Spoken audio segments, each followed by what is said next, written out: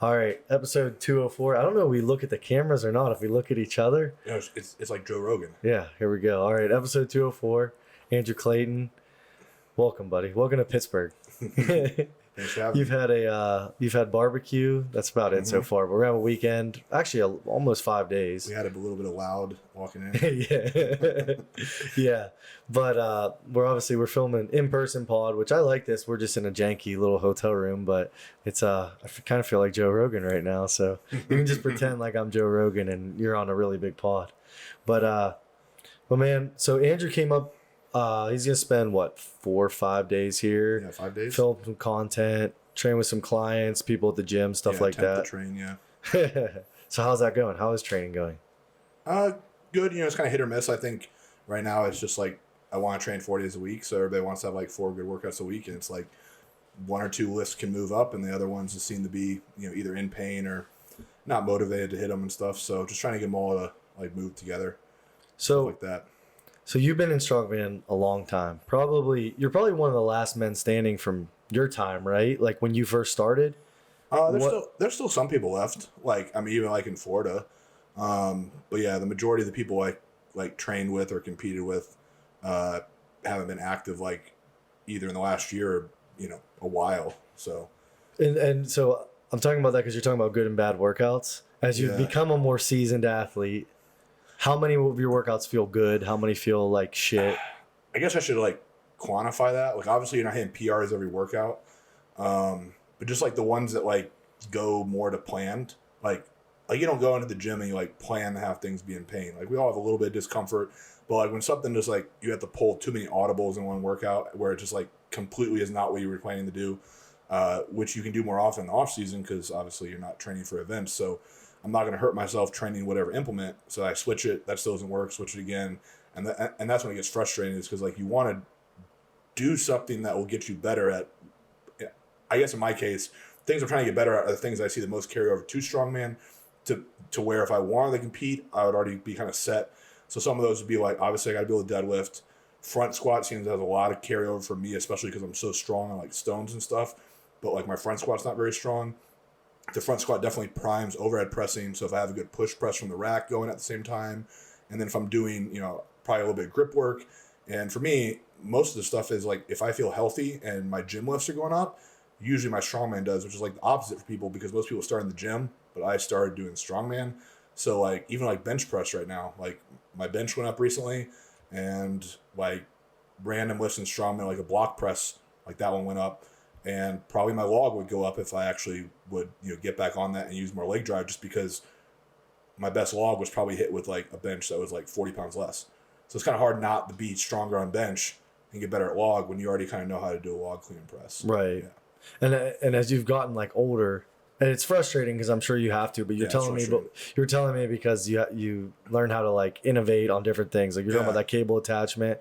Does that just come with just being in it for so long? Like you've kind of have learned. I mean, it's not all for me. Like people obviously give recommendations. So like, whoever's doing body work on me or if they're giving me rehab protocols, you kind of learn stuff like that. But like the example you gave with the attachment was just, had a lot of elbow tendonitis. And I found that, I think it's like the Barbell slingshot. Yeah. It's like his cable attachment. It's essentially a glorified band with a fat grip. So yeah, you can just use that. But I used it at a gym, and the fact that it allows you to let the handle absorb like the rebound. So like when you're going down, like say in a squat, and you hit the hole and like you get that reflex, right? Like all muscles are stretched. Like what's causing that? Well, the muscles, right? It's all on the muscles.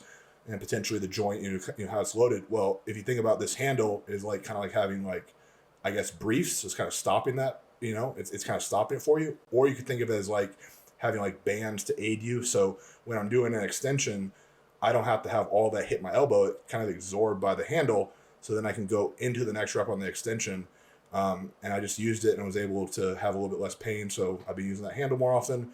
And that's not the goal. The goal isn't to only be able to use that handle. The goal is to be able to do normal tricep work and then like be able to do bodyweight dips and then be able, so it's not like, oh, that's like the magic thing, it's not the magic pill, but it's a tool to get me back to where I'm essentially doing the basics, right? Like for Strongman, we have to be able to train the events. So cool, you found a new bar that you can do overhead press with and it doesn't cause pain. Great. Well, that bar's not going to be in the competition. you need to do a log. So how can we utilize that tool to get back to being able to do a log? Right. So that's how I'm kind of using, like, some of the examples I gave you when we were eating was like the handle, anything like, I have so many bars of different grips and widths and weights and weight distribution. It's pretty much just all leveraging those differences to like work around something in hopes of building back to doing the basics. Right. Yeah. And I say you've been in strongman for a long time. When was your first encounter with strongman? How old were you? First encounter was probably like watching it, like probably a rerun over the summer.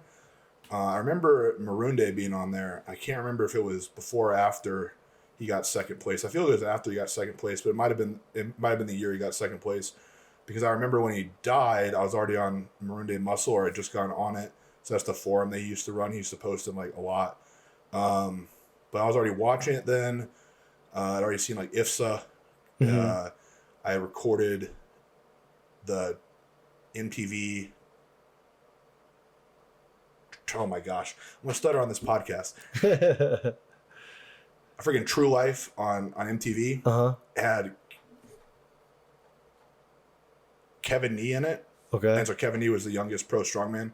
So I already recorded that and IFSA on a VHS tape and like replayed it. So this is probably like 2007, 2008, and then I competed in 2009. So I was like 15 years old. And what, 31 now? 30, 31? Yeah, 31. I'll be 31. 32. I guess 32 this month. Wow. Yeah, wow. I know I don't look 32. I look like I'm 42, but that's because I'm bald. You've seen so much in strongman, really pretty much all of it in the last, God, freaking almost 20 years. Yeah. What's it been like to see the changes in strongman? There's division now. There's drama. Was it always like that? Like when maybe you were too green to it to even know. I think just strongman. Just to go like one part of that, strongman was always just strongman. Like there were obviously like I was young when I started, so my first show was just open novice. Then I found there's a category for me, so like I was 16, just turned 17, so like it was my age category. Okay. So then I started winning that easily, and I realized, well, obviously it's not very well known, right? Like I did a Georgia show, which ironically had a now pro strongman in it, but I think there's like 9 people. I mean, 9 or 10 teenagers. So that's like pretty good for like a teenage show. But it was like one guy was like a weightlifter. He had never done strongman. Another guy was a powerlifter. I don't think he'd really done strongman, but like you're up in Georgia, like honestly, Georgia was way harder to compete in than Florida. But you had people, either playing football and they just like hop in the strongman. But when I got a little older, the goal was always to win like the open categories in like my state. So I think I first won the middle weight, which at the time was 265. So a lot of people don't remember the division was more like 200, 265 than open. And yeah, there were some 265s, but there'd be sometimes like they would do 231 instead, or just 200 and over. Like those 2 categories or 3 or however many they had weren't really like set in stone. So the only guarantee you had was like to do open. So obviously that was like the goal. So I think now people see it as like there's like weight categories. So they're like, oh, I'm 80 kilos, I'm 90 kilos, 105 kilos, whatever. And they'd go do that. But it was like I only saw open, and then like certain contests had availability for those other classes or like my age group, and then I could do well. But if there wasn't, well, I'd have to do open. So yeah. I did open as an amateur and definitely more than half my shows. So yeah, it was always like doing open. So now it's different because people kind of build up, or they just stay in their weight category. They kind of like accept that position. But for me, it was like, well, you got to do open. Yeah. So everything that came after like doing weight class was just kind of like, oh, cool, I can go win that, or I can do well in that. It wasn't like building up. It was me kind of going backwards a little bit. Yeah. As far as like people in the sport, definitely there's more people, probably, how do I put it? Probably more genetically blessed people are kind of getting into the sport, like as there's more access. There's definitely less like in the parking lot type stuff and, in the backyard or outside type stuff, which is really funny because when you go compete outside, if you never lifted outside, it's different for overhead events, and it's just different in general, right? Like it's not a deadlift platform. Yeah, everything's just kind of become more, I guess, like clean. So like you're in a nice gym, which is cool because I don't think strongman necessarily has to be like, oh, let's go lift these rocks outside. We have, like I would go to shows in Georgia and people were in jeans, man, getting off construction. Yeah, like there are guys that literally got off of a truck, and they're in like work clothes, and they just found out there's a strongman competition, and they work construction, and they would, put a belt on and straps and, freaking pull a deadlift all back, Yeah. So it's nice that we're getting to be a little more serious. It also loses some of its like element of like just be prepared and be strong. Yeah. As like cerebral as I like to be, like there still needs to be an element of like just go lift that rock. Right. People overthink Atlas stones and stuff like way too much. Like you train in a way that you should be able to be automatic when you go do it, and that automatic should transfer to like how you lift the couch, how you lift like anything. Yeah, so, yeah. And it's long-winded, I know, but no, it makes sense. And a couple things I thought about, but the one thing is, some people complain about like events, not being posted 12, 16 weeks out. I mean, even I would complain that there were major shows that got events posted 4 to 6 weeks out that had major prize money. But no, I get it. And I think there needs to be a balance. Yeah. Like where people at the local level, I think 3 months was pretty much the standard back then. Yeah. I don't remember. That's what I was going to ask. And also it was so NAS, which was it all NAS? So the first ever entry form I got for a contest, it was literally just one big document or one page. Like if you're on a web page, there's a bunch of links, kind of how it is now, but it wouldn't like open up into like, we got like iron podium. It wouldn't like open up with more detail and like a bunch of hyperlinks. It would literally be like, this is the address to send the check, and that's where you sent the check, and that's where you sent your form. Yeah. So like it's not electronic, so things move a little bit slower. And things would be posted, from what I could gather, with about 12 weeks. So I remember waiting for certain contest events, and usually it was about 12 weeks. I think that's, that's pretty good. I think what ends up happening when it's too far out is people start obsessing about these competitions, and I guess I'll go a little off on the negative side here, but like if you're someone who's trying to be like really good at a high level, so only one I really understand is like, I guess 105. You're trying to be a really good 105 strongman. Do you think you need to train in 20 weeks to do that? No, you don't, because you're a really good 105 strongman, so you should just be able to do it in 12 weeks when the entry form comes out. Mm-hmm. So if they give it 6 months out, it's not the people that are really good that are trained that way. It's the people that are trying to get really good. And so if you watch the people that are really good, they just work on their weaknesses a ton, and they maintain some of that stuff, and then they hit the gas pedal, and they really go into competition. Right. So I would love if it was always 12 weeks, because then everybody would train the same. Because even at a high level, and I guess if you call myself a high level, I was still like 12 weeks to train. You're a high level. Yeah, well, so if I could be an open and they have 1,000-pound yoke or more, I'd like to be able to touch that maybe 4 to 5 times, which would mean every other week for about 12 weeks. Right. Yeah, that makes sense. Even though I'm a higher level than maybe someone trying to get up there, I still want 12 weeks, but it just makes it kind of weird when you give 6 months, because then there's people that hyper focus longer, and then there's shows that give a year. Yeah. I mean, well, like USS National is one that comes to mind. Yeah, it pops out. And which is cool. They already had the whole lockdown. When you think about planning, that's really thinking ahead. I mean, you're thinking more than one move ahead. I understand why they do it. Yeah. And the people that are going to train for 50 weeks straight, they're going to be the people that train for 50 weeks straight. Are they probably going to do the best? Probably no. It's not going to be the best people. So as a coach, what do you, and I know this is so, there's so many different clients. You might have 3 clients and have one that you want to prep for 12 weeks, one that only needs 6 weeks. Well, you and I both have a good mix. I mean, I have guys that are, I have people that hold world records and have, have titles and stuff. And then I have people that, they're with me and they just did a novice show and then now they're moving into open. Mm-hmm. And that's awesome, or maybe they've done a couple novice shows and now they're moving to open.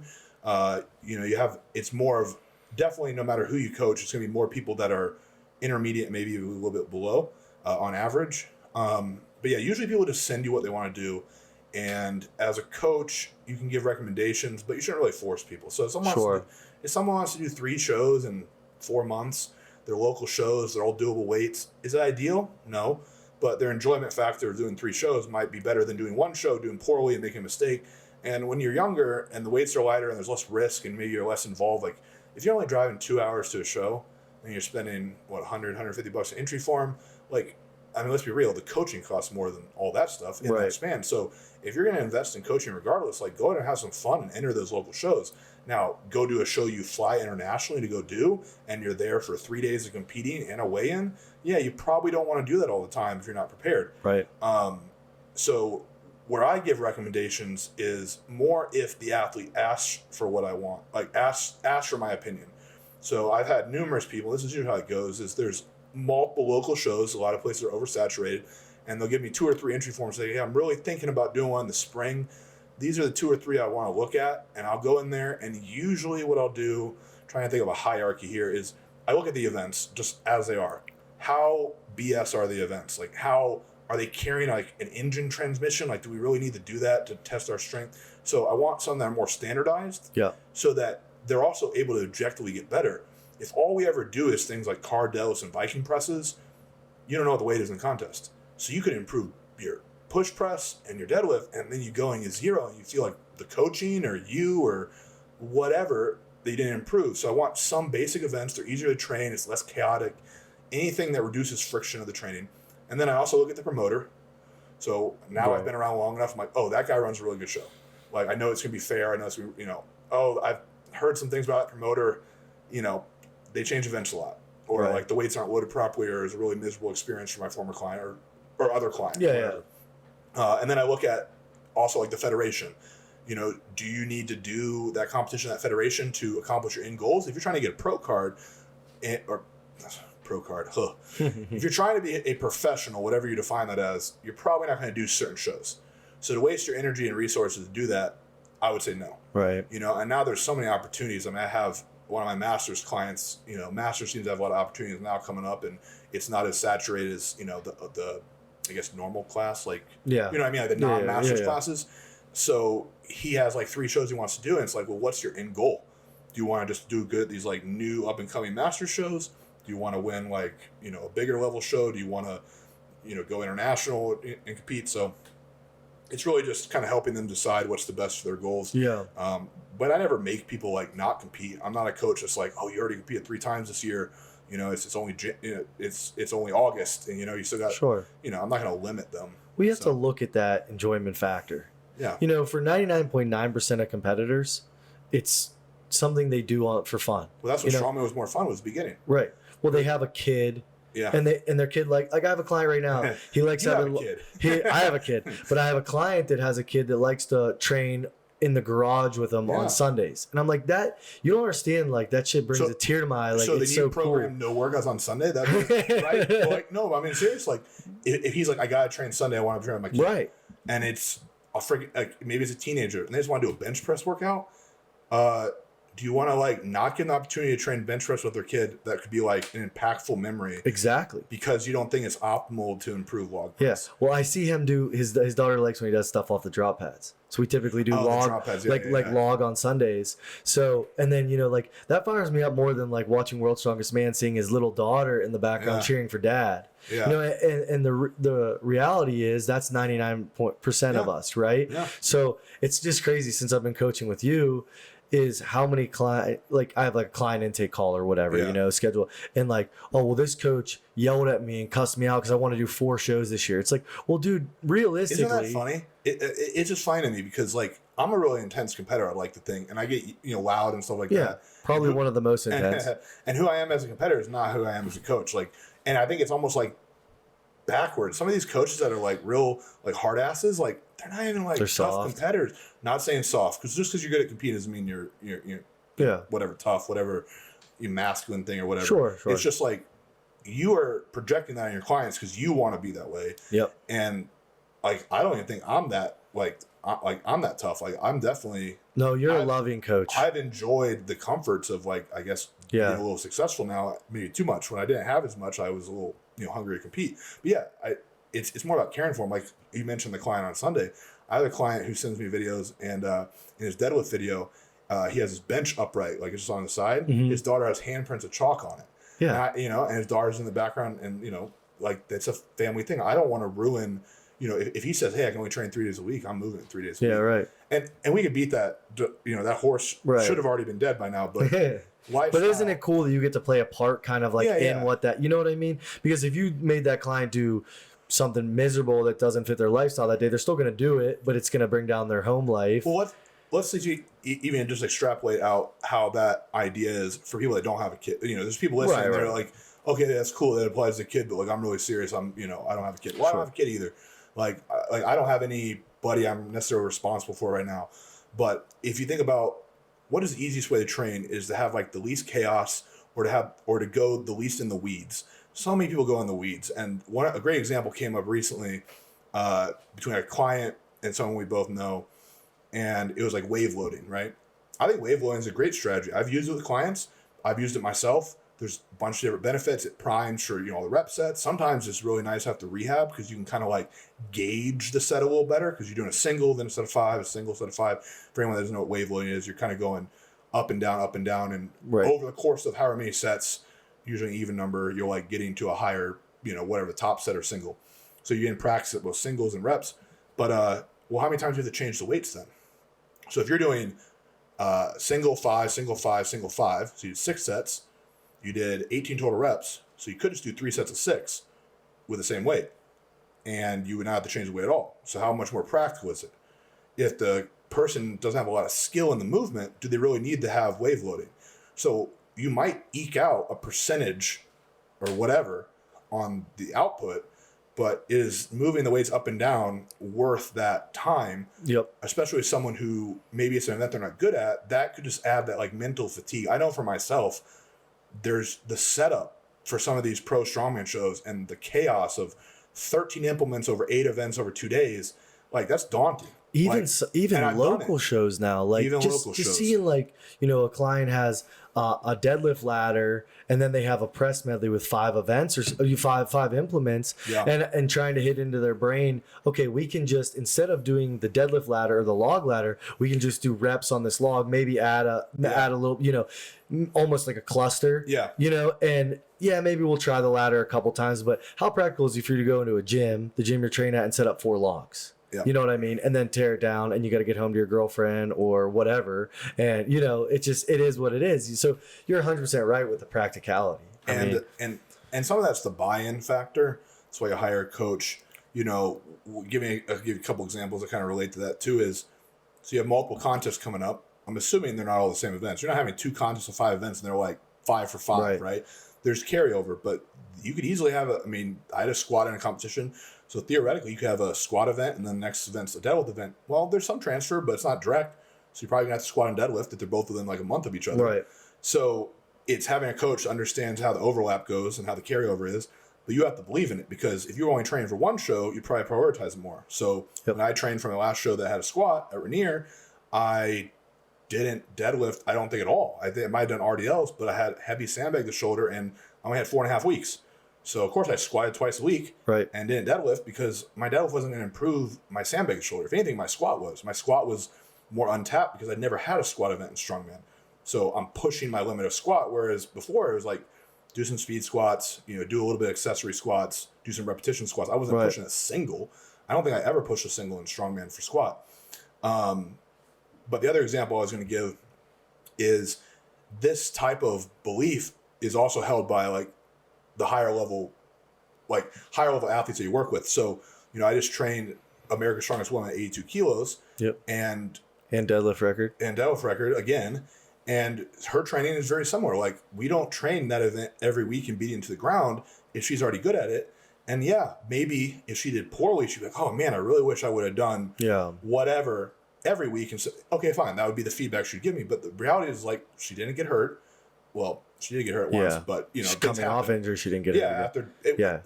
When you fly and cut weight and travel and pull a record and then try to train for another show the next week, like it's freak accident. So like even high level people do that. So just because you're like a low level, like, oh my god, I have to train like everybody else.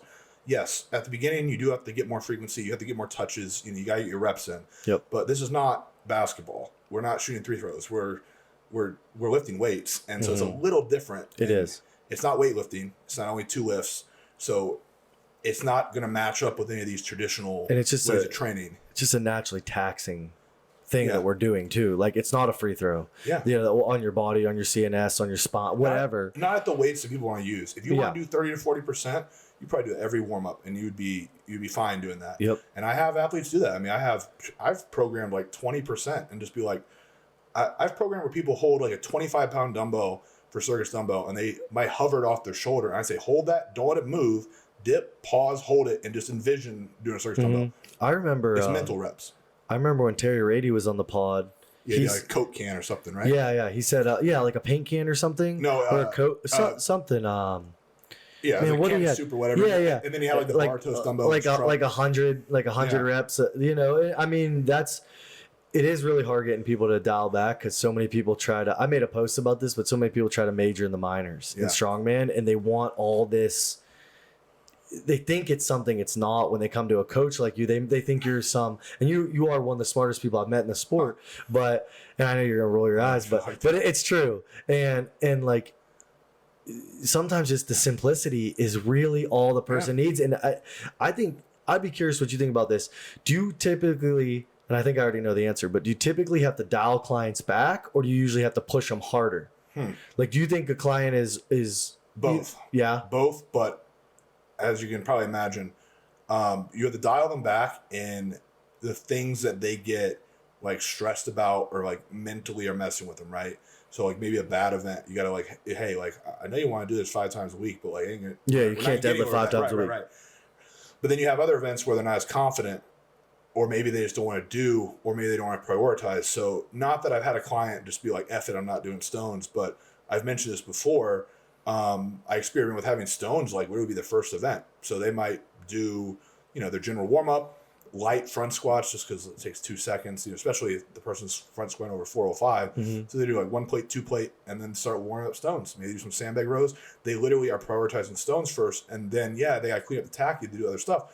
So if they really hate stones, if you give them one other heavy movement before it, mentally taxing, they know they got to put tape on, they know they got to put tacky on. I mean, look, I don't train stones in the off season because of that reason. It's a pain in the butt. My stones are outside. I have to bring a stone inside the day before. And think about your setup versus someone that doesn't have a gym in their house and a leg extension in their living room. You know what I mean? It's in my dining room. But no, 100% right. Like, think about the person that goes to a commercial style gym and they keep their stones in the in the closet and have them training year round. If that takes more time to set up, that's a mentally fatiguing type thing. That's like, oh my God, I have to do this. So you might have to have them do it first. So sometimes the coaching is just pushing them or laying the framework where that's how they have to do it, not giving them the liberty to pick the order. Because I mean, we're all going to pick what we like to do first. Naturally, yeah. And even myself, like, I mean, I like to do overhead press, or like whatever I'm trying to push at that time. Like, I'm really trying to prioritize a front squat, or like I'm going to probably dial it back some of the other things because I know if I try to ramp everything up at the same time, that's not gonna progress. Right. So, but yeah, in general, it's probably there's that youthful excitement and just eagerness to compete all the time. So when somebody wants to do like 3 or 4 shows in like 2 months, I'm like, hey, like maybe we prioritize like a couple of them so that we don't feel bad at all 4 of them. Right. And the reality is, like, at some number you're going to start getting worse. Yeah. Because you're more testing than you are training. But you got to go back where we were talking earlier about the shows. When you're younger, that's like a good time to get experience, and it is the most fun. Like, I had the most fun. I think it was like a 20-month period. I did 10 shows. And yeah, that was like, it was basically like finish a show and then start playing the other events. Yeah. Gym lifts didn't go up. I had lifts that had been going up, like my push press just from when I started training before I even started Strongman was consistently going up. I probably went a year where my push press really didn't go anywhere because all I did was just go to the log and fool around. I tried, split jerk, and I tried squat jerks with the log and push jerks with the log, and like I just was playing around too much. Yeah. And it's good I played around. I figured out it would work, but like, had I just stayed in the gym and just in a barbell push press, I probably would have had a bigger push press, and then who knows, maybe I go to log and it just worked itself out faster. So it's finding that good middle ground of like, hey, I know you're excited.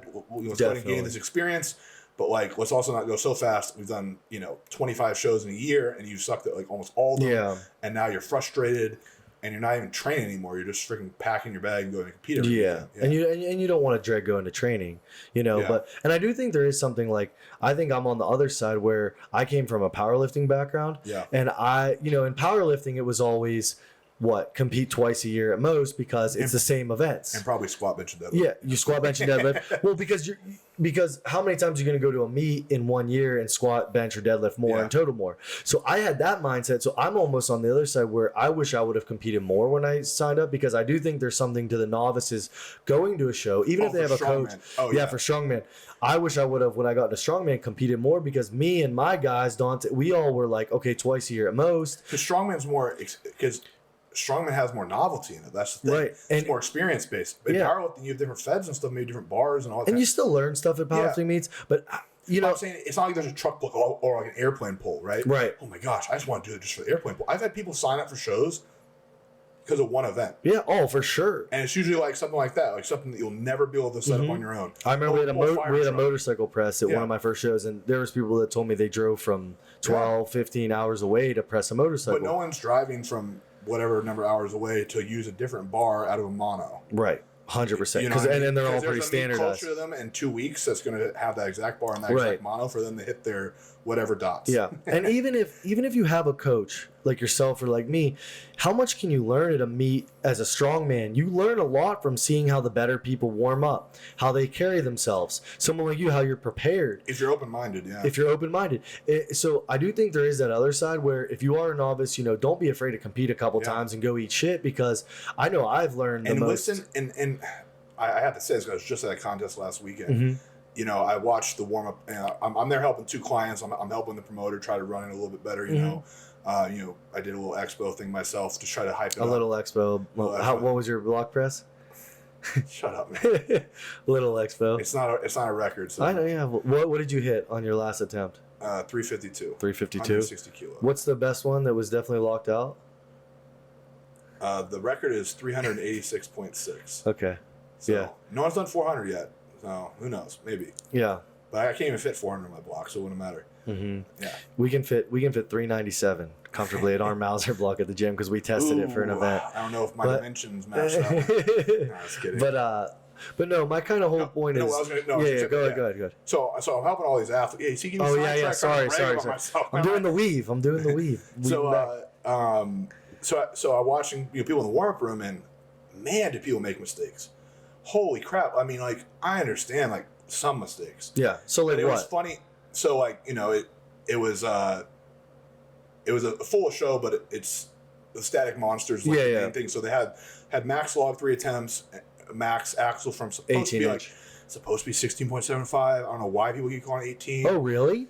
It's 16.75 or something to the bottom of the bar, but then people say it's roughly 18 in the middle, and then everybody gets it confused. And it doesn't even really matter, because, like, all the different conditions, who really cares? It's impossible to standardize strongman. But anyways, so that, and then they had like a throw, which was max height for sandbag.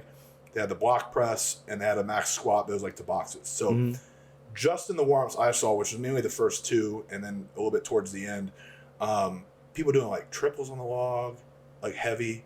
Saw a kid clean a log, and like, when you see a clean, that you're like, that clean was hard. Like, it was hard. Yeah. Like, he didn't roll it over right. The log's like 4 inches in front of his face, and he does a split jerk. And he actually did a really good split jerk. I was like, did not see that coming. Yeah. But like, even then, it was still too heavy.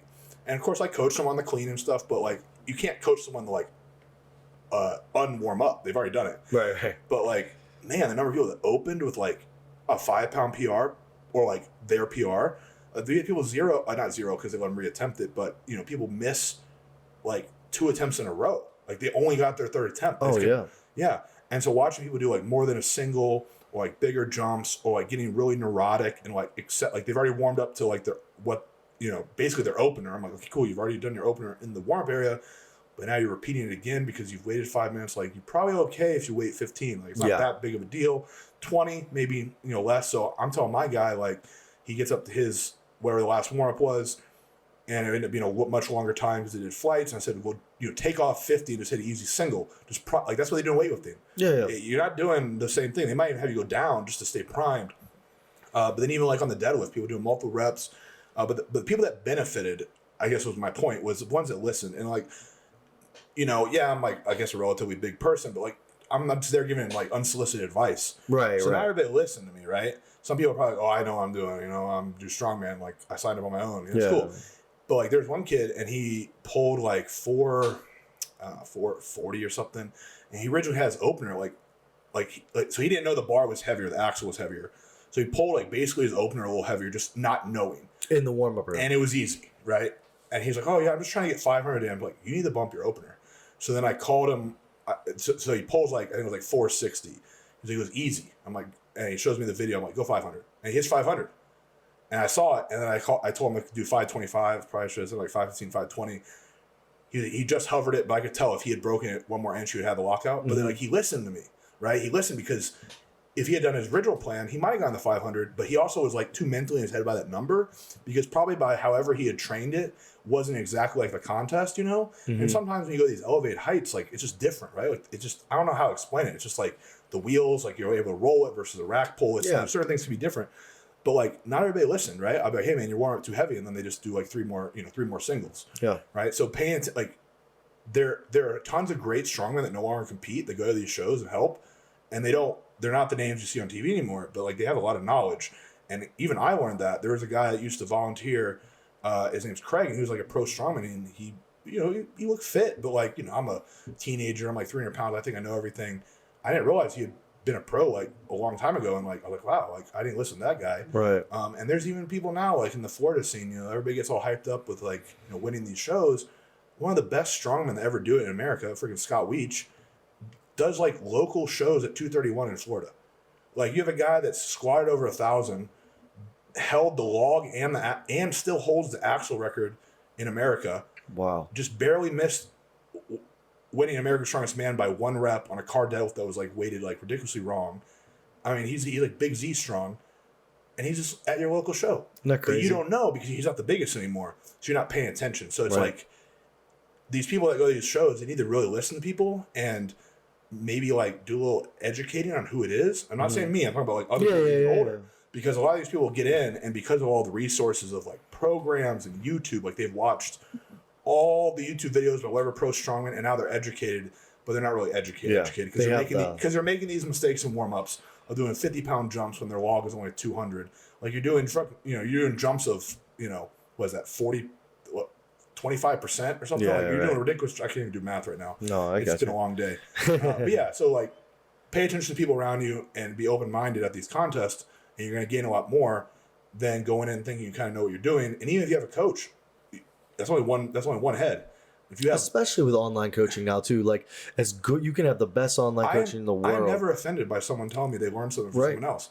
Now, if it's like ass backwards, that like one example. Sorry, I'm talking way too much. No, you're good. One example was talking with someone, and they said that when they used to do powerlifting, they put the wraps on mainly for just like their heaviest set of like whatever, and I said, probably not what I would do. Probably a better way to do it. You probably need to practice in the gear. Like you need to do a couple more than one set in wraps. Like you have to learn the equipment. Yeah. Same thing with belt. If you want to be good at yoke, I'm pretty strong at beltless yoke. But guess what I do when I'm doing heavy yoke? I wear the belt every set, from my empty yoke at 360 up to 1,000, because that's a skill. It's different to brace and jump out of the start using the brace. So sometimes people give advice like, oh, just put the belt on for the heavy set. In some contexts, that might be correct, but where I'm coming from, it's not. So if a client said, hey, oh, well, so-and-so told me to do it this way, I'd be like, okay, well, they're probably telling you that because they don't want you to have it be a crutch. Right now we're competing. Yeah. We need to put it on every set. If you're going to wear it when you're going out there, you need to have it on for at least your last couple warm-ups or the whole freaking time. Right. Elbow sleeves, all these things change your leverages. You 100%. don't just put your deadlift suit on when you walk out there to do your first attempt. You warm up in it. Right. I mean, that would be absurd, right? You imagine someone warming up and then like just getting in their suit in 5 minutes and going to pull their opener. It would be crazy. So. No, it makes sense. And my point is too, like, I mean, I know you'd never be offended. I would never be offended if someone says, oh, this so-and-so strongman was here and they gave me tips on this. Because how much stuff do you think as an online coach, you can be the best coach in the world, communicate as much as you can.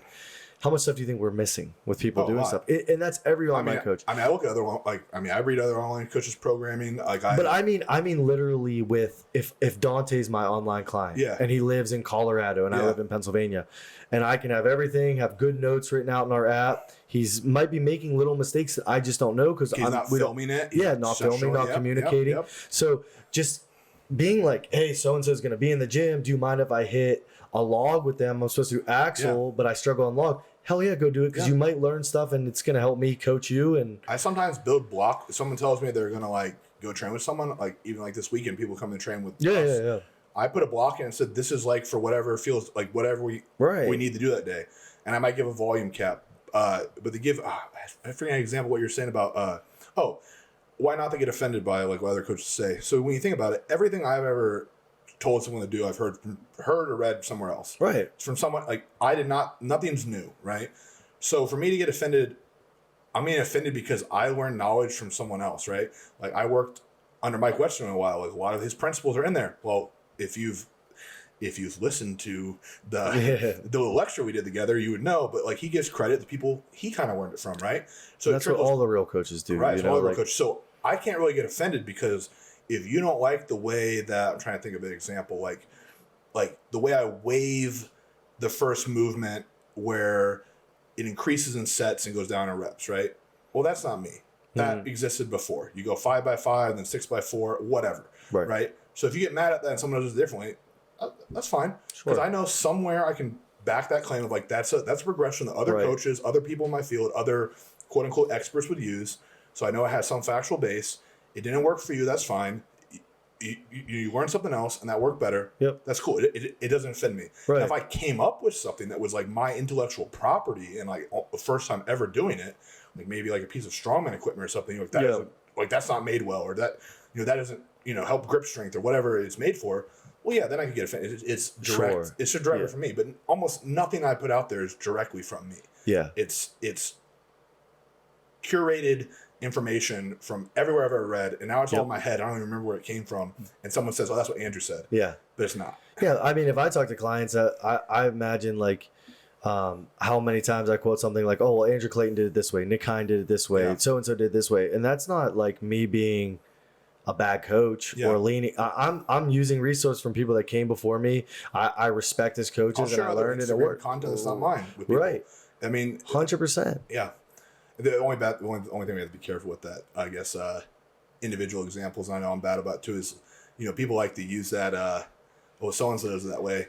But then unfortunately, some of those people, that's like I'm trying to think of something that I do, because like how I press a circus dumbbell in some ways is different than other people. I used to put it like more on my back of my rear delt. And tuck no. My arm was super low.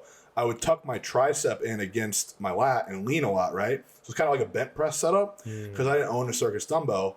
But I realized that if my arm didn't move, then I get my leg drive in it. So the handle was almost parallel to the ground. It wasn't parallel, but it was lower. Well, obviously you see these people, it's more tucked. They're trying to gain some advantage with elbow higher. So just because I made it work doesn't mean it's going to be the best technique for you. But that was like the fail-safe technique, because it worked on every dumbbell because I didn't have access to them. So whether it was a Bartos or a big dog or whatever, it worked. But then as I got access to those other dumbbells, I adjusted the form to, you know what I'm saying? Yeah, so, you knew with your research, you had a fail-safe for the show. So just be careful to look. Some of these athletes you look at and you're like, oh, well, they do it that way. I mean, a great example, not myself, is like, don't look at a 6'5" guy loading stones. Right. I tell so many weight class athletes I have that. The number of people over, I'm just going to say 6'3", because I'm 6'2", or almost 6'2" on a good day. Yeah, you're absolutely just bodying me on this pod right now. You look so much bigger than me. But like for those events that I guess people would say is like height bias, some of those people don't even fully extend their hips. Like they don't finish extension. Right. Like they're coming up and they're squatting up, and maybe their knees get close and they just lean forward and they put it on this platform. Right. You need to look at someone that rolls the stone up like a log.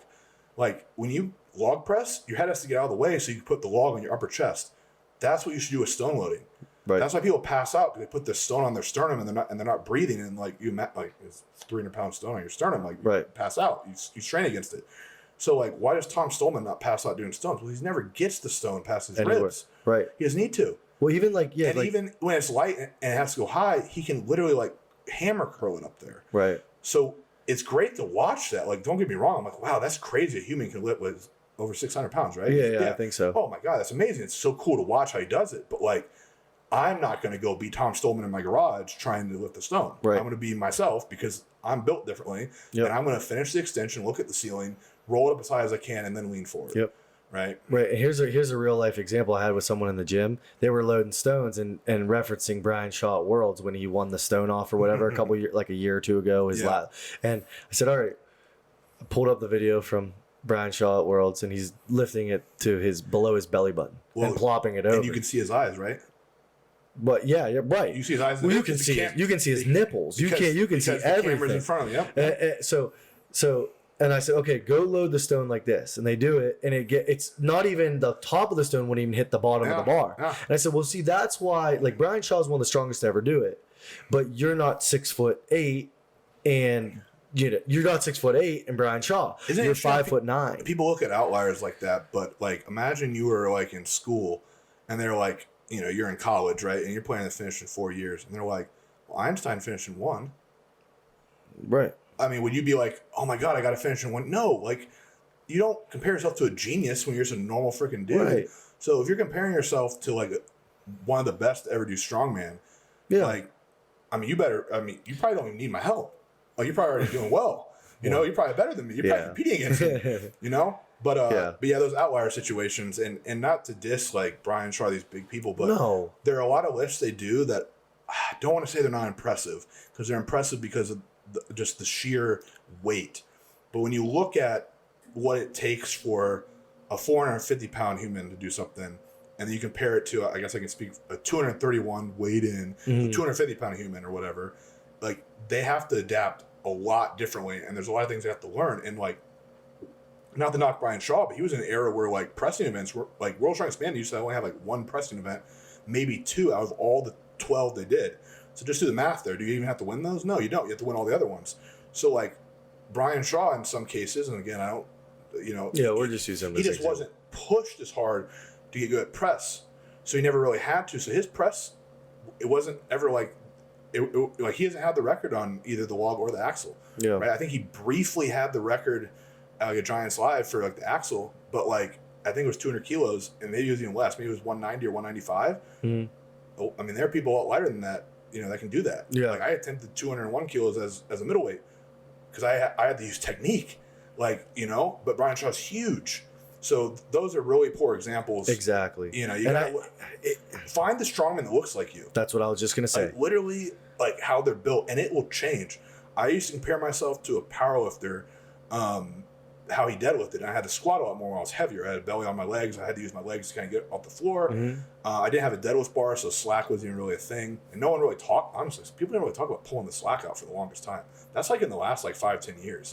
I mean, it was grip it and rip it, right? You saw it all the time. Pete Rubish. Right. Back in the day. Dude, one of the best, man. One of the most base people ever. Oh my God, yeah. With the fridge in the background? No. The dryer. Wash and dryer. Not fridge, not fridge, sorry. Broken concrete basement, yeah. But yeah, find someone that's built like you, and then as you change your leverages, you have to find like a new you, because like what I was at 231 isn't the same as I'm at like over 300 right now. So now I'm looking at what strongman looks like me or competes like me. A little bit more athletic base, maybe not the strongest, same rough body type, and now I've found some new ones. I'm like, okay, let me see what he does. How does he contort his body around these implements? You know, what does he have to work on? I probably have to work on that. You know, if they're a good presser but not a good deadlifter, what are they doing to, you know? And it changes over the course. So you're always evolving, you know, and always learning there. Yeah, and what's cool about Strongman too is like 9 times out of 10 you can message people in your class, you can talk to people, you can watch them. You can message professionals. Yeah, you can message anyone pretty much, and a lot of the time, if you're messaging half Thor, I don't think he's going to DM you back, but he might DM you back. I mean, you have a lot more followers than me, but all these people are willing to talk because they've been at that point that you might be at, like as a novice or an intermediate. You know, the person that's getting top 10 in your class at OSG remembers when they were training in their garage. They were struggling on this, and they will always help. And that's what is so cool about Strongman. I think so many people gravitate towards it. It's really show reciprocity. Yes. You know, like I had somebody just come train at my house, never met him, only talked to my Instagram. And, you know, he offered, I mean, I'll clean the gym, loading your weights. And I'm like, you know, I kind of want some motivation. For whatever reason, Tuesdays are like a workout I just don't like doing. It's not because it's squat. It's something about Tuesday. So, I you know, like Mondays are bad, but I get the bench Monday, so it's like whatever. Yeah. But yeah, so like, you know, so he offered to come over. And then he offered to bring like steak. And for some reason, I thought he was like just going to bring raw steak. Like he'd see me grill. I'm like, all right, whatever, I'll grill. Brings me like steakhouse, like 22-ounce steak with sides and everything. Reciprocity. Now, could I have charged them what I would?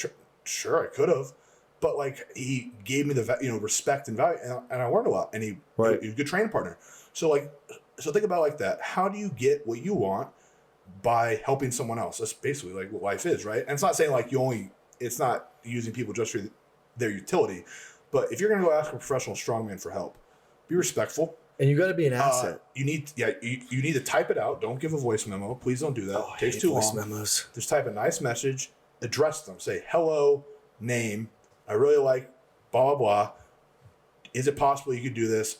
If it costs money, I totally understand. I'm, whatever. Yeah. And guess what? if it only takes a minute for me to voice memo you, I'm not even going to try to bill you for it. It's going to take more of my time than me just recording the 1 minute. But if you come at me like, hey, how do you improve whatever? Bro, you haven't even introduced yourself. Right. I don't know who you are. Yeah. And I'm not saying because I'm like such a, but I'm saying like, how would you go up to a random person? Like you just go up to a random person, like, you know, you see it. Yeah. Hey, how do you do your taxes? Yeah. You just go up and hey, how do you do that? No, you introduce yourself, like, you know. And even in person, like, you know, if you don't have people in Strongman want to talk about Strongman. I'm on this podcast in this hotel room that smells like marijuana. Okay, like you forced me on this podcast. That's Dante over there. About Strongman. But no, and I mean, like, even if you just find a crew around you, and if you show up, you're respectful, like you're talking about, and you become an asset to that crew, they're gonna want you there. No math, literally know how to load a bar. And people will let you train with them. I would train with someone who couldn't even deadlift 315. Be the guy. If they could help me load the deadlift in kilos without having to ask me, oh, did you say 320 or 321? Or, you know, like I had somebody loaded my block that I was telling you about the block. Like that's not easy for me to do. If you load my block and then I help you with this, just reciprocity and you build up. So like right now, I really don't want to be the person that's loading weights, though I'm willing to volunteer to do that. But like when you're starting out, that might be the only thing that you can provide an asset. It's not you being a little, you know, B word or whatever. I've heard people say that. It's you, that's your job now, and then start paying attention. And you'll still get to train. Right. And like, don't get me wrong. And one of my clients, John, and he's a really good friend of mine, he helped me a ton. Yeah. But like he constantly says that he's not a coach, but he's been coached by me for 2 years. He's trained with me personally. He's watched me lift, and I respect his feedback. I tell him to give me feedback. Right. Because he gets to see it in person, like eyes, right? Like I can only watch video. Okay, so like you learn to be a coach by being around these people. Yep. So first you start off being someone that knows how to load weights, kind of be out of the way a little bit. Put the log away. Ask a couple questions. Yeah, ask a couple questions here or there. Now they start to understand, oh, this guy's still coming around, like he's still trained. Because remember, a lot of people, they do it for a few weeks and they quit. I was just going to say. So you're there a little while. Maybe you hire them as a coach. So I'm not saying that's the reason I'm friends with John, but like he trusts me. So like I trust, you know. And then as you build up, they might start asking, hey, how'd that rep look? And if you can give any constructive feedback, well, you just multiplied your value. And then now you're learning. Now you're becoming a coach. Now, don't you think that would help you? And it's not that everybody needs to become a coach, but like pay attention. I mean, so many people don't watch anybody in the gym anymore. It's crazy. There's no etiquette. And that's like I watch people squatting. Like I'll stop when I go to a commercial gym and someone's squatting a plate per side. Do I think they need to have all like 100% focus to squat a plate per side? No. But I don't walk in front of that rack when they're squatting.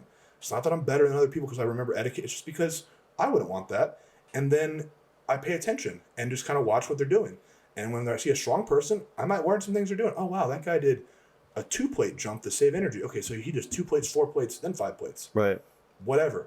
And then I can ask a question. I mean, just so many people are not looking around at what they can learn around them. You know? Right. And some of these gyms, I'm sure your gym's the same way, there's some really good competitors that train there. And I bet you have members that go there and never talk to those people. I mean, I've been at the gym by me, and people are doing strongman while I am there, and don't talk to you, and they don't talk to me. And some of them don't know me, but like they're having people that do, and I'm just like, I'm not a jerk. Like, like I'm not saying you need help, but like, I would give so much free help if you just came up and said hi, and then, hey, do you mind looking at my log, dude? Like, it's just you gotta learn how to like relate to people. And again, I'm not putting myself up there. It's just. It's mind-boggling to me because when I used to go train, I got invited to go train at like a guy's house. He was a powerlifter, and like I didn't really care about powerlifting much, and it was geared powerlifting. But man, that was like it was on Mondays, only Monday. Dude, I was excited as hell on Monday. Mm-hmm. I was benching doing strict press, but I was watching them and I asked questions and I absorbed as much as I could. Yep. And every gym I go to, I try to absorb something. If anything, the better I got as a competitor. Maybe sometimes I wasn't paying attention as much because I just don't want to like look at other stuff. I'm trying to stay focused. But when you're starting out, man, you should just be eyes, ears, pay attention to everything. Right. Like why did that guy do that? And then the guy does poorly in the competition. You're like, oh, that's what you shouldn't do. Right. Right. Oh, you shouldn't warm up in sets of 10. Okay, good. Noted. Yeah. Oh, that guy only did singles, and then he sat down 5 minutes between everyone, and he always had his drink next to him and stay hydrated. Yep. And then he did well. Yep. And he had a handwear. All right, I need to do something like that next time. 100%. Yeah. I remember how excited I used to be in college when I found biggest guy in the weight room, asked him if I could start training with him, and I did exactly that. And he only trained at 6 a.m. And yeah, it sucked waking up in college and going at 6 a.m. But I was there at 5:45 every single day in front of the gym before. And I could not have been more eager when I woke up in the morning. Like, I didn't need pre-workout, didn't need any of that shit. I was just excited to go train and learn with them. And like, I mean, for me, it was after getting out of school. I'd get picked up by a training partner, and we go train, and And just remember how just juiced up you felt. Yeah, dude. It's just crazy. I don't think I ever had we rotated variations a lot, but every workout had like almost a PR. Yep. Because we would just pick, like sometimes we literally not even know what we were going to do when we got there. Well, that's how we're doing a strict press variation for max effort, and we're going to do bench for it was going to be reps, and like maybe it was a Swiss bar, maybe it was a log. We kind of decide. Yeah. And the cool thing about rep PR, I'm not saying you go for a rep PR every time, but the cool thing is there's a lot of reps out there. Yeah. And 1 to 10. Right. So you can kind of just rotate through and then that. you put it on bars, you multiply that by however many bars there are. Yeah. But think about like some of the programming that I know you've seen from me, I'm sure that you do as well, is like I'll alternate weeks of 2 different movements, and you're going for a top set, and it's linearly progressed. So you're starting off a couple reps in reserve, so maybe that's not a PR yet. But you do it a couple times. By week 3. Right. Maybe week 3, week 5, whatever number it is. Now, even though you're still leaving 1 rep in the tank, you're still hitting a PR. So now you're hitting a 5-rep PR, but you have 1, maybe 2 in the tank. Well, guess what's going to happen 2 weeks later? Yep. Well, if they can be patient. And if they can be patient. Or just, you just build up slowly. Like right now, I'm progressing my bench press. It's not very good by normal strength standards, but I'm chipping off like 15, 20 every time I go for a single. And hopefully I don't miss. And then it'll be up like 50 pounds, from where it was. I mean, I pressed like a 457-pound axle, and I never benched 400 at the time. Yeah. So like there's plenty of room to run on the bench. Run on bench. Yeah. Get to 500 with both my pecs attached, and I've achieved what a lot of strongmen haven't done. 100%. 100%. Yeah. Everybody's ripped their pep at 500 knows exactly what I'm talking about. Yeah. I can probably list 3 people right now that I know. So you don't like to talk about yourself a lot, I think, as a competitor, but what, we'll talk about coaching in a second, but as a competitor, what do you, I don't want to say have left to prove, because you definitely don't have anything left to prove, but what do you kind of want to continue to do in strongman? Like, do you have anything on your radar? Do you have... I mean, what do people like to do in the gym? Hit PRs? That's what I want to do. Yeah? You don't want to... I want to win some stuff. Like, it's nice. Cause yeah, sure. The frustrating thing is even though I don't like you talking... I don't like you making me talk about myself. Yeah. And I don't want to be like, like bragging about myself, but I do think I'm a really good competitor. I think you're one of the best. For whatever reason, I just put that lens on really well. Like even with the most recent weekend with the block press I did, I was so tired. Mm-hmm. So tired. I got help to load it in the warm-ups, and it was an AC, but then we're outside. And I just remember being like, oh my God, you can't miss this. And I actually missed the first attempt. We were facing a different direction. I thought that'd be the better way to face. It was actually downhill. I thought there'd be a better focal point. Like even though I'm looking up, there's a building like kind of close to pressing me. Outside is so damn hard. So then I'm like shoot, like someone was attempting the world record on axle and they didn't get it. So I'm like, this is the second pro strongman to do something at this, and they're gonna miss what they said they were gonna do. I'm like, I am not gonna be that guy. So I said, okay, let's flip the block around. I'll face the other way. Probably should actually faced 90 degrees, not 180, but whatever. And I ended up hitting it. But like, I had to get like mentally in that zone, and I don't know if it's from practicing it. Some of it's like you do have to kind of go there sometimes to do it. But I just have always been really good in a competitive, like if it's something I want to beat. So like when I played football, the brief time I played football, I didn't really enjoy playing football against other teams because I wasn't really like angry at them, right? I don't even know them. I had more fun in practice when somebody like, was talking crap, or maybe the coach thought that guy was the better whoever, and I made the right block and like blew him up, and like, and then I'm like, wow, like okay, cool, like I beat somebody that I wanted to beat. You know what I'm saying? Like, did you just always have that? Like, it got a lot better in strongman. Strongman built up a lot of my confidence for sure. And so you just have always kind of like I've always since been you started competitive in general. Like I've been like. You've always been able to flip that switch. Believe it or not, I was really competitive like in school with like math. I used to score really high on like math stuff. Mm-hmm. So I freaking like second grade, we had like, it started with addition and then multiplication. It'd be like a sheet and it would be timed. Yeah. And whoever finished first got to go up to the front of the room. And like my goal was to go to the front of the room every time. Yeah. So I've always been competitive. You just always had that kind of And so then when it came to sports, like I was never like the strongest or the fastest. So when I got in the strongman, I had to just like find a way to get better. And a lot of that was just try harder than everyone. I know it sounds really stupid, but so many people like inhibit themselves. Like now I can kind of pull back in certain areas, but like I'm like all go on contest day. And, and for a while, that's how I train. Now I train a little smarter, but like I've just always been good at doing that. So do you black out when you're up there? Like for example at the Rainier. I remember everything. So when you're at the Rainier and you like teabag the sandbag, like do you remember that? Oh, I planned it. Oh, did you? Okay. Yeah, no, I'm just curious because like as like a competitor like yourself, like when you because they talk about the void, like and there is like a calculated and like I'm just curious as like an ultra competitor. So would that be like okay? Say you have a client and they struggle. Where we're even going with this. Yeah, me too. But it's all right. We'll weave back eventually. But like if like a client. But you asked me what I was trying to do. That's yeah. Okay, we'll get back there. But a client that like says like, hey Andrew, you're a competitive guy. I see you go to that place. I see you. You're an ultra focused, intense. Yeah. I struggle to find that. Is he just trying harder? I mean, or is it just a reality that some people just don't have that? I don't think a lot of people have the intensity that you have. I'm trying to think of the number of clients that I've had where like they said something or did something that I didn't even need to like assess that they had that. I just knew they had it. Mm-hmm. Probably one hand. Really? Yeah. And I'm not trying to be a jerk. I don't want to think that I'm also that exception to the rule. Yeah, yeah. But like you're saying that had that level of intensity? Like so like I'm trying to think of my first ever competition, there was a tire flip to a sled drag. Mm-hmm. And I loved tire at the time. I had a tire, I'd gotten tires, we'd done stupid workouts like 50 flips in a workout. I think that's what everyone did when they had a garage. So the tire, I warmed up a little too much. I'm gonna smoke this. I think it was like 5 flips and it was like 100-foot sled drag uphill. And it was a heavy sled. It wasn't like one of those that just like slides on the turf. It was on a street and the street was literally uphill. I don't know how they had an uphill street in Orlando, Florida. It's flat as hell here, or there, I mean.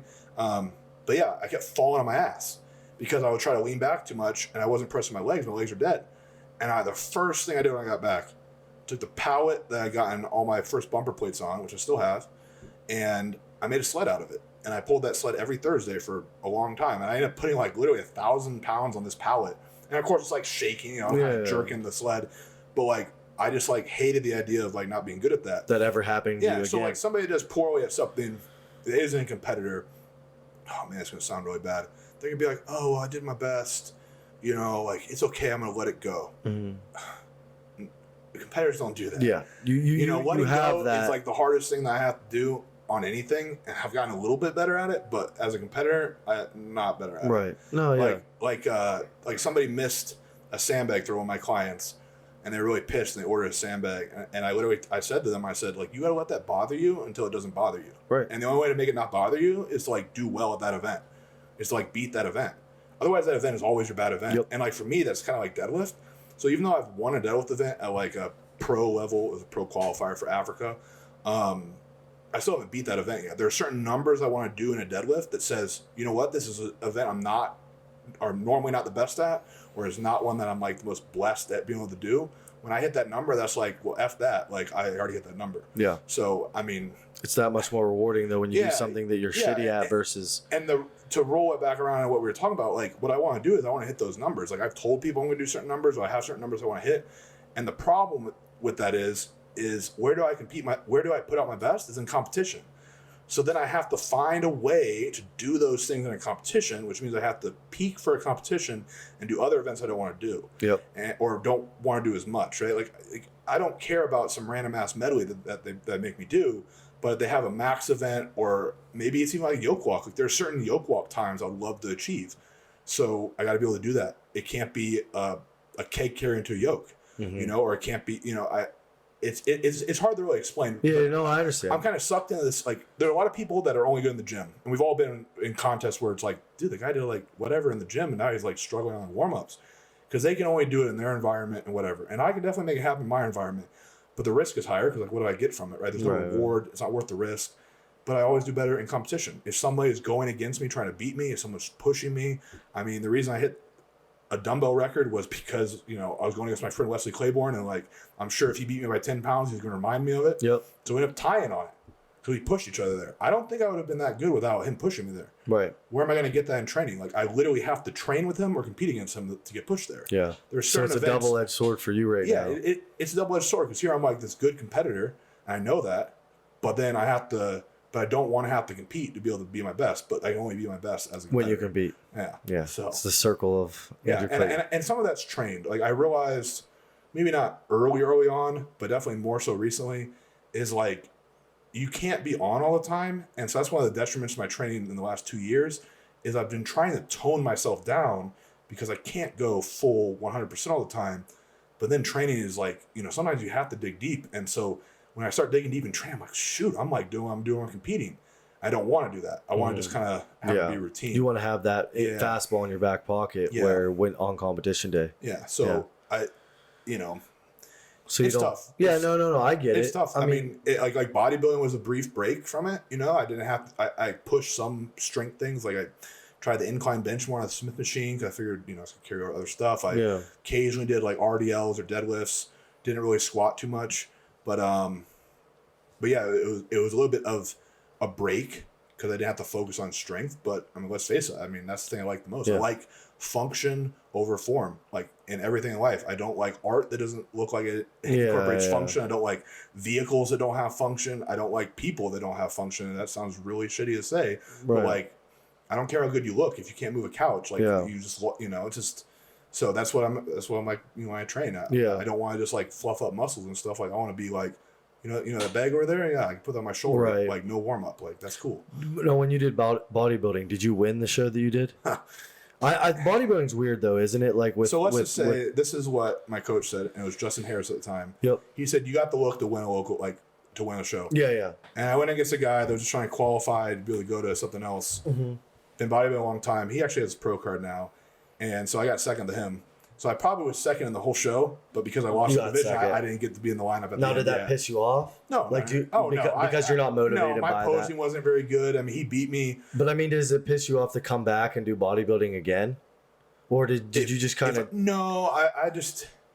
Bodybuilding was fun, but the posing I didn't really like. Yeah. You're more driven on performance. Yeah, it's just so like hard. Like the ski erg. Like you're just if you have something that's performance based and you have almost, I think like where you struggle with bodybuilding is you don't have like a metric. Well, where it's like everything goes too far down the rabbit hole. This is what the struggle is. The struggle is I'm over 15 years deep in the rabbit hole of strongman. Yeah. And then if you subtract a couple years I didn't compete, I'm still over 10 years, right? I went to like a BJJ class, right? I'm like, I could probably be good at this, and they were gonna give me like a free membership at the gym, and then I texted Mike Westerling, and I didn't realize he did it for a while, and he said he rolled 3 times a day, and I'm like, oh, so this rabbit hole is even deeper than strongman, and it is. Yeah, they train every day, multiple times a day, all year round, and they have skills. Strongman has skills, but not like that, right? Yeah. No, so I'm like, okay, that's too deep of a rabbit hole because I can't casually do it. For you. You're not going to casually do it. I can only casually do it if I had other people like me, strongman competitors, strength athletes, and they went to like a couple classes a week and I went with them. Yeah. Maybe I could do it, But then it would piss you off when your log press wasn't being as good because you're going to BJJ. Yeah, exactly. And then you would quit BJJ. Right. And then you're back in the strongman. Exactly. Yeah. Exactly. And the same thing with, bodybuilding. Could I probably do decent? Yeah. I don't think I have the best genetics. I don't have the best peaks in my biceps. My, certain things aren't ideal. Also, long-term training strongman probably changes about like some thicknesses in different places and stuff like that. I have a really thick waist. I could probably like I said, I could probably win a local show. I mean, I came in at that show. I had better conditioning than the guy. The guys had way more round and muscle bellies. He had symmetry, he had posing. There's probably like 2 poses I could have beat him if I could pose better, but it's still not the majority. Yeah. And it's just like, how many times do you have to do that to get better to win that? And then I'm winning like a local show. Yeah. And then and then you look at the risk, and then researching some of the stuff, like the drugs and everything that they do in bodybuilding and the amount compared to what you can do in strongman, like it's just it's too much of a rabbit hole. Yeah. I can't the only casual thing I can do is like endurance stuff. I still kind of want to do, believe it or not, kind of want to be in shape to run again at some point, but I don't see it at 300 pounds. Yeah. But what would be your goal with running? If you got back into running and I'm gonna shout my brother out on this now. My brother Noah is about 2.5 weeks away from doing his first marathon. Mm-hmm. He ran his first half marathon with me after only training 6 miles. He did it in the summer, so it was terrible. Hard in Florida? Yeah. Cramping, everything. But once he did that, he was like, I know I can run a half marathon anytime I want. And so he's training for a full. He's training a little over 20 miles with an estimated pace to finish a full in like 3 hours and 45 minutes. Wow. Yeah, under 4 hours. So I'm gonna go up there and and watch him do it. But I don't know why I got off the sidetrack. But yeah, I mean, it would be to probably do like some one of those recreational numbers. But that'd be like further along in my life, like when I'm not as big, obviously. Yeah. So do all your brothers? Because you're one of how many brothers? I have 6 brothers. 6 brothers. 6. You have one. You're one of 7. Yeah. So are all your brothers like this? Like where they in their arenas? Yeah. Yeah.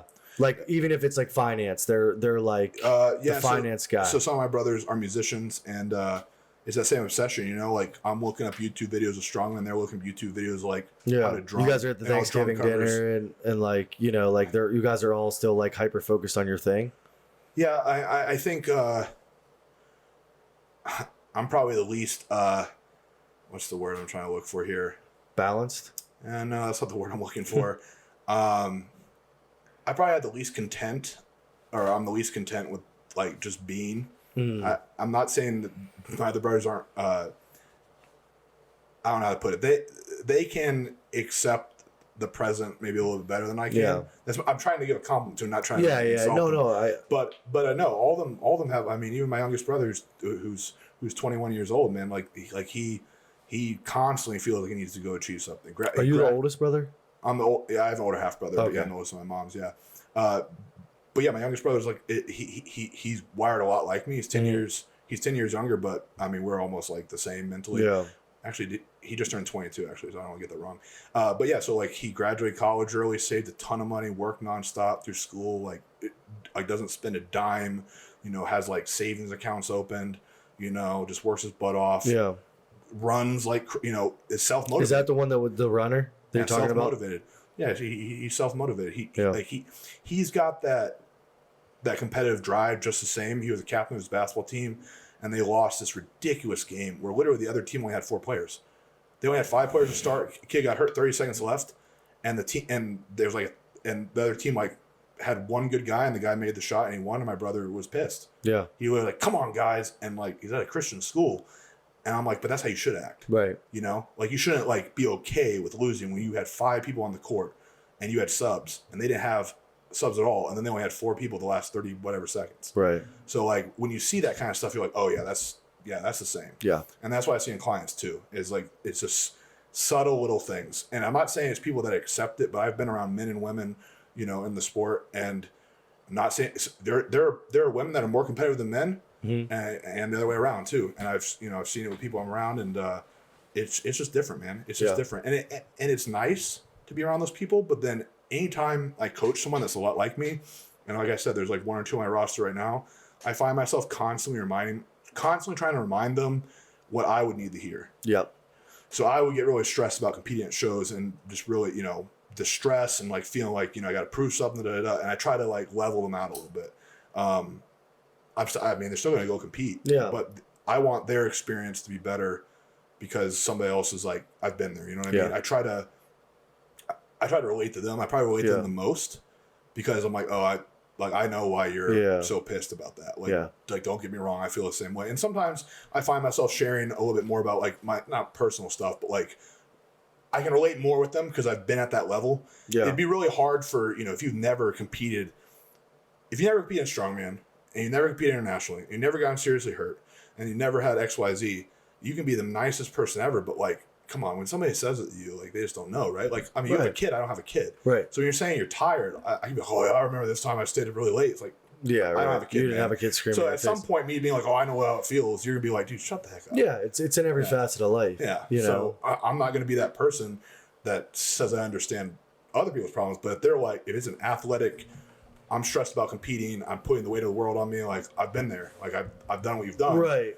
Let me, well, yeah, and it's probably good for clients to have that, because you are such an intense competitor, but as a coach you're completely different, and we talked about it a little bit earlier, and it's probably that nice balance where people are expecting you to be that guy that they see on. Well, I've been writing about it, and you said you read it about how. So a lot of people talk about like being a switch, but it needs to be like a dimmer. That's what I've kind of mentioned. So what you don't want to be is on all the time. It's very stressful. You're always fight or flight. I've had moments in my life just outside of training that I've been fight or flight like all the time. And looking back, I was like, oh, that's why I was so XYZ, right? So then trying to get your life to be, obviously less stress, other things going on outside of training that can make your training be more enjoyable. But then even in training, you can't always flip the switch to like 100%. You need to be able to dim it because there's certain things that you just don't need to go all out on, and you're just draining yourself. So it's like teaching some of these competitive athletes, like how hard do we have to push? When do we have to push our hardest? Kind of saving those reserves because it's exhausting, man. I really don't know how I became a pro strongman and then kept competing because I was tapping out a lot of those reserves early on. Yeah. Like I was just...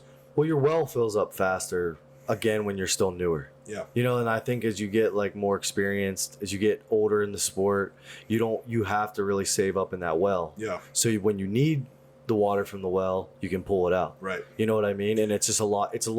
I use the bank account analogy, and my friend John reminded me of it, is like, so you build this strength and, whatever base or whatever you want to call it, but then you also have every time you have to dig deep, right? And I recognize that. And the more I have to dig deep, the more I'm like, oh, shoot, like I'm getting closer to injury. Oh, shoot, I'm getting closer to getting burnt out. Yeah. Oh, shoot, and I feel like more recently I've coasted a lot on my abilities because since coming back to Strongman in 22, I didn't really have to get better for 105. I just had to be like tuned in, right? Yeah. It sounds so bad.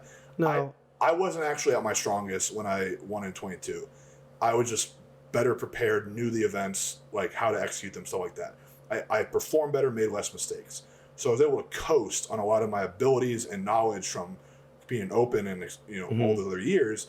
I didn't really get better. And even at like Rainier most recently, like I still coasted some. So I know the bank account, I've been pulling some checks out and like I haven't been putting enough back. So when people are like, oh, how, when do you want to compete? It's like, well, I know the bank account ain't exactly full right now. Yeah. You got to pick your spots. I can keep pulling some out, but eventually you're going to be negative. Yeah, so that's metaphoric. And then you also look at the realistic, and it's like, dude, I ain't got no sponsors. Yeah. I don't have any links in my bio that, I'm posing for. So like, I don't really make any money. So no, yeah. Well, you do make money off coaching. So coaching, so yeah. what? So where? That was so not a jab at. No. That's That's my. That's my actual job. I'm saying That was my. My attempt at a transition into another question I had. We were talking about you competing, but with coaching. So like I'm on First Called Strength now. How do you think it's been so far? Give it a grade since I've been on. Good, man. I mean, I really can't complain. I mean, if anything, you've motivated me to do better. So. Yeah. Well, no, I love it, and I'm happy. Like I'm proud to be a part of the team. Where do you want to take First Called Strength? Like what do you? It's hard, man. We were talking at dinner. There's so much stuff, and if we were in a similar, I'm not saying I would like to. The way I can sum this, like this right here, doing a podcast, easy. Yeah. You're not asking me anything that's not already in my head. I don't have to prepare. I can just sit down and I'm having a conversation. And when I coach people in person, that's also how I feel, right? Yeah. Maybe if I don't know something, I ask them a question like, "Oh, like what's your best log?" "Oh, okay. So we should only probably work up this heavy, and then I watch them, I see, I don't have to like go research stuff. And that is like the easiest work and most rewarding. So if there's a way that I could, I'm not saying I don't want to be on a computer and program stuff, but if I could do less of the technical side and stuff and just literally just learn on my own and watch people and coach them, like that's the part I really like doing. Yeah. So I don't know exactly what that is. A lot of that's like content driven, I guess. Yeah. But you're good at content, and but what I'm saying is like I don't know where that's going to go long term. Yeah. I mean, eventually I won't coach. Probably I'll probably just train coaches. That's usually the trend. I really don't know. It is really tough sometimes to have strongman be everything all the time. I haven't gone a week where I haven't heard about a strongman thing. Yeah, since probably a day, right? Since I got in strongman, yeah. I mean, I've maybe some off days, but I mean, I've muted things on when I was hurt, dude. I avoided anything strongman on YouTube. I tried to kill that algorithm. I didn't want to see it. And even on Instagram sometimes, like I really don't care. Yeah. Like I want to do what I want to do. But yeah, so then when I have clients, I have to know. Yeah. So it's not that I don't like strongman or anything. It's just it's all the time. Yeah. There's no off. But yeah, maybe down the line, having more coaches, I think I do have a decent amount of knowledge, but I also have realized through you being on the team and just looking at how other people are doing things that I don't have enough knowledge on my own. Yeah. Like I still need to learn a lot more. So that's some things that have come up. So I've tried to get more books and educate myself a little bit better. Probably need to, I need to do more courses, learn from other coaches. But I do think there are some things that are just in my head that I need to find a way to get out, in written material or just in content. Well, you're such a great writer, and why you're a great writer is because you're so passionate about it, and it's not like you don't have to go down into your notebook or wherever your phone. We write on phones now, and you have to sit there. I write all over the place. That's the problem. I got notes. I have Google documents. I have Word documents. It's like all over the place. We live in a world of it's easy to just put something, you write something out briefly and put in AI and it spits something out. But that's true. But for you basically are the artificial intelligence with yourself. You can just go and you're so passionate and knowledgeable on something. That's why your written word comes out and your content comes out as good as you are without having to be an influencer. And that's what I respect about you is that cool. Your stuff, when I watch it, it's like, man, that wasn't forced. Andrew was just in his garage and he thought about this topic and hundreds of people got benefit from it. I try really hard to, when I record stuff, to just do one take. Yeah. Sometimes I stutter and I still leave it in there. But I try to do one take because I usually get out on the first take. Yeah. If I remembered enough to write it down and then film it later or write it or whatever, it usually it mattered and stuff. Mm-hmm. But yeah, there's just one of the hard things I think is just standing out. Everybody wants to kind of do novel stuff, but the reality is, like I said, it's all from other people. So I think it's me finding where to go. That's kind of like my own niche. I think I still haven't necessarily found that exactly, if that makes sense. There's a lot of coaching out there. Yeah. And how am I going to stand out? And I think, well, we don't necessarily need to be praised for it. I mean, I like to have my coaching get to be to the level of how I competed, and I don't even think that's high enough yet. But you know what I mean? I'd like there to be some goals to reach there, and I don't know exactly the metric that is. A lot of people would say, it's hard because and also people measure in records, but so many records are muddied. How do you measure impact? Right. You know what I mean? How do you measure impact? Yeah. So that's kind of tough, but it'd be cool to have some type of things that kind of stay in the sport. There's so many everybody wants to put their change on strongman. A lot of people are trying, and I don't know if I'll ever be one of those big people. I mean, I'm not going to start a federation. Well, I hope no one else starts another federation. God damn. I'm going to unstart federation. All unsanctioned. We're the unsanctioned federation. So I don't think I'm going to do something that big, but it'd be cool to just have a little bit bigger impact. It's just and I mean, it doesn't need to be one avenue. It can be like Andrew was in Strongman and he did the first Called Strength Classic, and I did it every year and had fun. But Andrew was a coach, and he was a great coach. That would be something I do think building the community where I'm at. I seem to be kind of stuck where I'm going to live where I live now, probably for a while. Mm-hmm. And then it would be cool. You don't want to move here into this room? But it'd be cool to kind of give back to I guess people kind of like me. It's where I start out. So well, you've already done that too. Yeah, I try, but I think unfortunately you have to have resources. But I mean, if I had infinite resources, I would spend a lot of money on trying to do that. Well, because that's just so much more rewarding. Like I said, the kid that listened to me at that competition, that might have actually made my day more than me hitting pressing the that block. Yeah. And I have a client that I've trained since he's 16 or 15 or 16. Gabe. Yeah, Gabe. Yeah, and so that kind of that stuff's cool. You know, I mean, he literally texted me this past month hey man, I'm gonna be in town for Christmas. Are we gonna go for a PR or something? I'm like, yeah, we are. So that's cool. Really cool. Yeah, that's kind of what I like too, having that long term influence. Yeah, it's like that coach you remember, from sports and stuff. Yeah. It's just such. It's so backwards with how society is now. It's followers, how well known you are, and it's it's gonna be the exact opposite what people remember you for. Right. I went to a funeral of a family friend, and he didn't have a social media following. He didn't. But there was hundreds of people there celebrating his life. Great stories, but and it's it'd be great to make it to high level competitions and stuff like that. But I mean, who knows? Maybe I'll be that guy. Hopefully, I'll be that guy that someone's I got to train with him, and I learned all this stuff, and then when I die or whatever, that legacy carries on. That's why I'm passionate about people that passed away in Strongman, having those awards, it kind of just how people don't remember the vets of the sport. It's I don't like people not remembering those people and thinking they did so much for the sport, because those people have already passed away, and I still remember the cues they give. I just saw Mitch Hooper actually on a stone load video. He pushed away from the stone when he loaded it, and that was what Scott Helms told me never to do. And I was like, oh, damn, he did that. Yeah. And I was like, it's crazy. Yeah. And I was like, I don't do that anymore. Mm-hmm. Because he told me never to do it. Yeah. Even though I got away with it, just like Mitch does. Yeah. Got away with it doing a 400-pound stone in his gym, but that competition, he won't, he makes a mistake. It'll bite you in the ass. And of course, he's the best, one of the best ever, but, I can't say anything because I'm not better than him. But the reality is, like, that wasn't how you do a stone. Right. And Scott told me that when I finished the medley, I was the fastest with the exception of Adam Scher. Yeah. And he told me that. I was like, I don't want to listen to you right now. Yeah. Yeah. Because you just did what? Yeah. Right. Yeah. I was like, hey, went on the platform. Right. But yeah. But in hindsight, he's right. Yeah. He was right. Yeah. So at the time, I was like, I don't really want to listen to you. But then I'm like, I really want to listen to you now. Right. So. Well, yeah. Well, I think we covered a lot. Yeah, I don't know. Is there anything we didn't get to that you wanted to cover? Maybe we'll do another one if we get time while you're in town. You just made me talk about myself. No. I know it's uncomfortable and like no one likes to talk about themselves and like stuff they've done well. But people like to listen. So they hear me every damn week. So I'd rather talk about you. Sum up anything else I have, huh? If I could give all my advice in one sentence, I mean, I think we kind of covered a lot of things of like, I guess, kind of keep strongman fun, but then you have to balance out with being a competitor. Definitely, it's a long-term game no matter what. I mean, that's what I'm realizing now.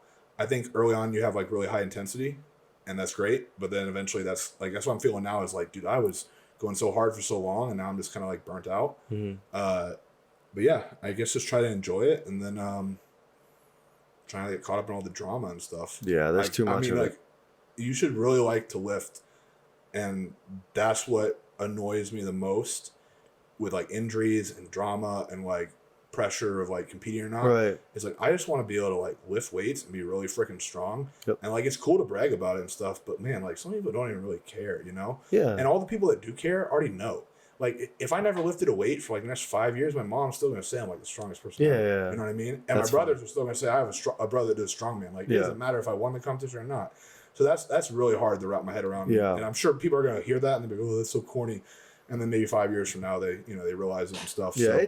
Everyone comes around to that realization. Yeah. And I tell people, if you don't genuinely love it, you're probably going to suck at it or you're going to get hurt or whatever, because I still been training 10 plus years. Like sometimes I hate competing in strongman. Like sure. I hate certain parts of it. And I literally will say I hate that. Yeah. But like, I know that there's something about, you get that brand new bar, something about like, you put kilo plates on the bar, like all this nice equipment. Well, you're a USAPL guy now. Putting kilos on the plate, you get goosebumps. I got fancy kilos. It looks good in videos, and it's calibrated, so I know what it is. Yeah. But like, it's just something cool. Like when you're pumped up to have a workout, and I'm like pumped up to go deadlift. I go out in my garage and I got the bar on the jack. I'm sliding the kilos on, and they just look nice and clean. Yeah. It's just like, oh, I'm pumped, and I'm that feels good. It feels good. Yeah. Like that's. I'm still lucky to get that feeling. Yeah. And I get it a lot. Yeah. Like tomorrow morning, we're gonna go train. We have some clients coming. Yeah.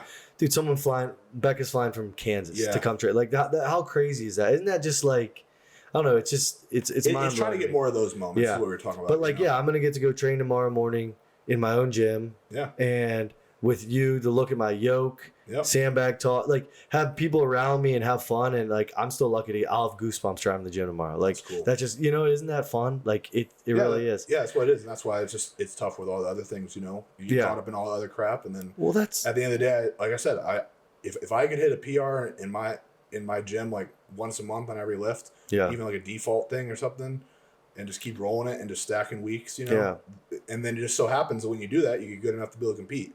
Yeah. So that's kind of like the goal here. Yeah. I just want people to, if they're loyal to a federation or whatever, and I'm a state chair, but like, but I'll help at a USS show. Yeah. I'll go help at this show, an unsanctioned show.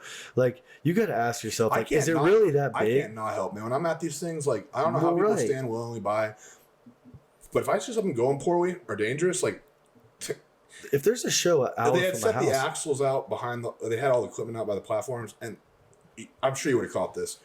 An empty axle is like next to the stall mat side of the platform, and they're doing log. What do you think could happen? Right. You step on it, right? Right. But it looks nice. Everything's laid out. Yeah. I just made sure to move to the side. Yeah. Everybody's like, what is he doing picking the axles up, man? I'm like, no, because I know what's going to happen. If somebody forgets, step backwards. It ain't fun. Yep. They're going to fall. So all those little things, like, I like knowing that I know some things that can help people have a better experience. So when you talk about in the future, I guess I just kind of thought of it. if I could make a living off of just like consulting and helping people do some of that stuff, that'd be awesome. Yeah. Or make a living at just doing like appearances as an athlete. So basically, I'm talking like being more professional. The reality is, there's just not that money in the sport. Right. Who's going to pay me enough to justify flying somewhere for a weekend to help coordinate something? And I'm not even the best promoter to know how to do it. I do understand a lot of logistics. Right. But you know what I'm saying? Like, that's just not going to happen. That's usually a volunteer or a low pay position. So 100%. You know, if the sport ever got big enough where they're like, oh, we need to consult these events. We don't know if they're good to test a strongman. And we had like You'd data. be great at that job. Yeah, and I would love to know stats for the sport. Trust me, I see some of your Google sheets with how many ideas and shit you got. I would love to know stats of the sport. Dude, we should. Yeah. If there was well, there's starting to become more ways. If every competition had like a survey where people like honestly filled out like their lifts, and we could find correlations of lifts to which.